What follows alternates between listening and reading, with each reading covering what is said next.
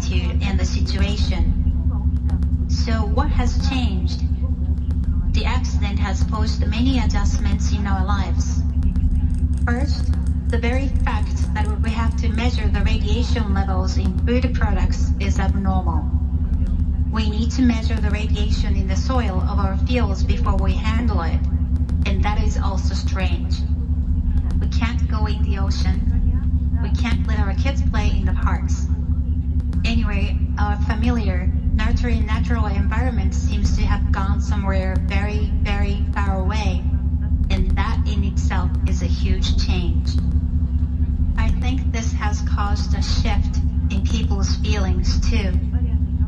We used to be able to get along in harmony even with people that we might not always agree with. But because of this situation, we have to peer deep inside the hearts of people with whom we form relationships. And this has led to a divisive atmosphere. This is something that changed drastically right after the accident and hasn't improved in the 3 years since. I think even before the accident, there were adults that had the attitude that it's someone else's problem. That hasn't really changed. But what I worry about most since the accident is the children. I'm concerned about their physical and mental health and the next 30, 40, or 50 years that it is going to take to clean up the reactor site itself. That burden is going to be on our children's shoulders. It is really the adults' job to work quickly to find a resolution for this crisis and reduce our children's burden as much as possible. Unfortunately, there are many people that don't think it's their problem. I think that's why many things fail to get better. I am waiting for the day that adults all over the world come together and take responsibility to solve this problem. I'm not really very optimistic though. I'm just a regular citizen. I didn't graduate from a fancy university or anything. The very fact that I am the director of the Radiation Monitoring Center is odd.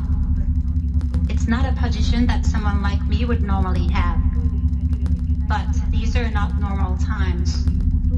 This is a battleground, and anything can happen during a war.